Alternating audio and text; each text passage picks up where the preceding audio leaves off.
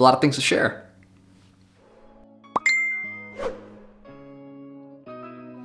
Welcome back to the channel, guys. My name is Amit, and in today's video, I'm gonna be talking to you about 8 different things that I wish I could have known prior to my hair transplant and could have been avoided after. Now, I did make a video about the do's and the don'ts after a hair transplant. I got a lot of good questions after that video, so I thought I'd just do a little deep dive into this topic a little more and discuss a few more points that I think are important for you to know, especially if you are looking to get a hair transplant or if you've already gotten one. Be sure to stick around to the end of the video as I show you one of the major things that actually happened to me. I haven't shared on this channel yet before, but definitely do stick around for that, as hopefully it will help you avoid it as well.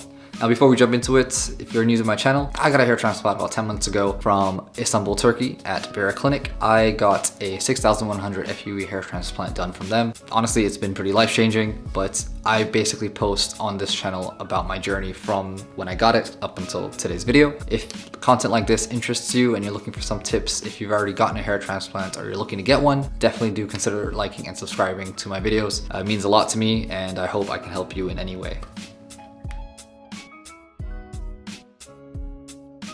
So the first thing that you definitely should be avoiding after a hair transplant procedure is sleeping flat. Now, I know this sounds crazy, but after you get a hair transplant, the doctors especially tell you that you should not be sleeping flat on your back after the procedure. They do recommend you sleeping in an elevated position of 45 degrees. This is mainly because there's a lot of swelling that occurs after a hair transplant, especially for your donor area and the areas that have the new grafts implanted on them. Now, because of this, if you're sleeping flat and you're letting your head touch the pillow, it's gonna cause more swelling and the possible risk of infection. They definitely do recommend you sitting at an upright position of 45 degrees, and the best way to do this is usually wearing a neck pillow and trying to sleep. Now, it's not the most ideal position, but you can use multiple different ways that it helps you to get easier sleep. When I'd had it for the first time, it was very uncomfortable, I'm not gonna lie, but for the first 7 days at least, you have to be in this position. One tip that I basically did was I stacked multiple pillows behind me, kind of creating a fort for myself at the back, and I placed my neck pillow around my neck. It wasn't the best feeling to be able to sleep in an upright position, but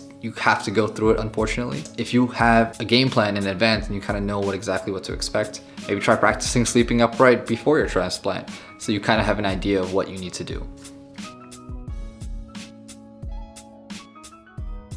Now, the next thing is avoiding washing your hair after the first 48 hours of your procedure. Once you get your procedure done, usually the next day the clinic washes your head for you. They basically clean up any of the residue that remains from the surgery the previous day. They actually show you how to wash your head in the future as well. What they do usually is to provide you with some moisturizers and shampoos, and they will demonstrate exactly how it should be done for when you are going home to do it yourself. When I started this channel, I didn't really have any type of information on how these things were done, so I basically filmed myself doing it. If you're interested in wanting to know more about how to wash your hair or moisturize your head after a hair transplant, definitely do check out the video that I have linked below. It helped me tremendously, and I hope it helps you as well. Now, the next thing on the list is avoiding any hairstyling products for your hair after a hair transplant. Naturally, you won't have any hair to style in the first place for at least the first 3 months, I would say, unless your hair grows back tremendously fast. For me personally, I did not look anything close to how I would want to apply any type of hairstyling products for my head at my 3-month mark, but it is recommended that if you are intending to apply any sort of hair product on the area that was transplanted, you will probably have to wait for a minimum of 4 weeks before you can add any type of hairstyling products to it. This is also because, you know, hairstyling products, not all of them are the best out there, especially the cheap ones you find at your local drugstore. So those generally don't have the best chemicals inside to help your hair. I personally didn't use any hairstyling products for the first 6 months after I got a hair transplant. So it really depends on how you style your hair. My advice is try to avoid it at all costs up until you really absolutely need it.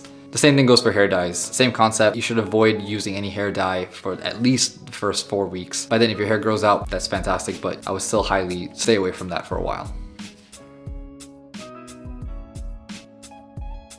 Direct exposure to sunlight can be dangerous, and it can damage the areas where the grafts have been implanted. Transplanted skin is typically not capable of protecting itself from direct sunlight in the first few weeks after a hair transplant. Too much sun exposure not only damages the surface of treated skin, it can also affect the deeper tissues and cause much more harm. One way to avoid that is by wearing a hat. The hat that you must wear is also very specific to what the clinic recommends. They usually do recommend a bucket hat, which you can see from here. This usually helps if you're in a more harsher country in for example, in Southeast Asia where the sun is always beaming on you, definitely you can consider wearing that if you're out of the house. But generally just try to protect your skin at all times. Don't overexpose yourself to any harsh sunlight for at least the first 2 weeks and you'll be fine.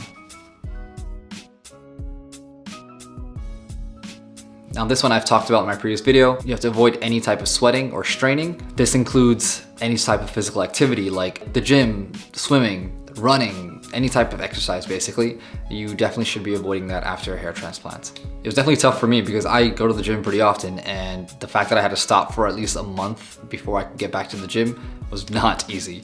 But I do recommend that after the first 2 weeks, you can definitely start taking brisk walks that will kind of help you just maintain your own fitness levels. Also, it's not going to make you break out into a huge sweat. But generally after a month, you can start getting back to your normal routine, going to the gym or going for jogs. Just give that a certain period of time to wait before you can jump right back into it. Alcohol is known to be a dehydrant and should definitely be avoided for at least 5 days after your hair transplant. Now that sucks because I like to drink and you can't.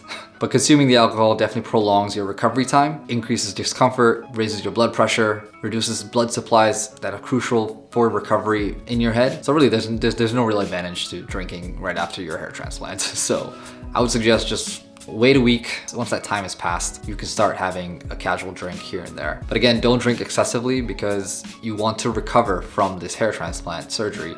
It's no joke. I would highly recommend just take some time off from your drinking if you are a drinker. Just give it a little time and eventually you'll be back to normal. Same goes for smoking as well. Any type of cigarettes, e-cigs, vapes, they all basically elevate your blood pressure, which is not good for your recovery after a hair transplant. However, it is understandable that you're not able to quit smoking just magically right after surgery, especially if you've been doing it for years on end. I would say if you are a smoker as well, try to practice smoking every other day or just stopping every couple of days so you're prepared for your hair transplant once you get it done. Because truthfully, if you want to recover faster, definitely try to avoid smoking. Now during recovery, you're probably not want to be cooking as often, especially if you're on your own at home. You will most likely be ordering takeout a bunch of times. Now the key is ordering the right type of takeout. Eating a well-balanced nutritional meal is the key to healthy blood flow and adequate hydration during your recovery period. More nutrition in your food will result in thick, healthy, soft, sleek, strong, and beautiful hair. I mean, look at mine. Avoid fast foods, sodas, processed juice, baked goods, and other foods that contain a lot of sugar. Fast food not only lacks nutrients, but it also enhances blood sugar levels. Instead, eat or take supplements rich in calcium, magnesium, iron, vitamin B6, zinc, biotin, and protein. Now, the last thing I can say to avoid is hitting your head after a hair transplant. Simple facts, don't hit your head. I unfortunately fell victim to this. Speaking from my personal experience, this happened the day after my hair transplant. I was getting out of the minivan that was provided from the clinic to head into the Oxycure session that was scheduled by the clinic for me. And unfortunately, as I was getting out of the vehicle, I bumped my head at the top of the van. Now, I didn't think much of it until I sat down and I noticed there was blood trickling down from my scalp. I started to panic a little bit and I checked it with my phone camera, and unfortunately, there was a lot of blood gushing out. Again, I didn't think too much of it. I just tried to wipe it down a little bit, but I had found out that some of my grafts had actually fallen out. Now, thankfully, it was just a little bit, but it was still something that was very concerning to me because I felt very, very sad that day because I knew I had fucked up. Thankfully though, I spoke to the clinic the next day immediately. They took a look at it for me. What they told me was that if at any time you do bump your head and blood is gushing out, generally that does mean that your grafts have been affected and a little trauma has been added to the grafts in that area. Thankfully though, they were able to insert the grafts back into my scalp, so I didn't see too much of a worry there. And today what I see is I barely noticed those grafts had even fallen out. My tip is to just make sure you are aware of all of your surroundings, because after a hair transplant, a lot of things feel very groggy. You're not really sure of what's going on. But one thing for sure is to make sure you avoid touching your head on anything possible, especially on that first day. Don't be like me. Don't hit your head. It's not fun. Not fun.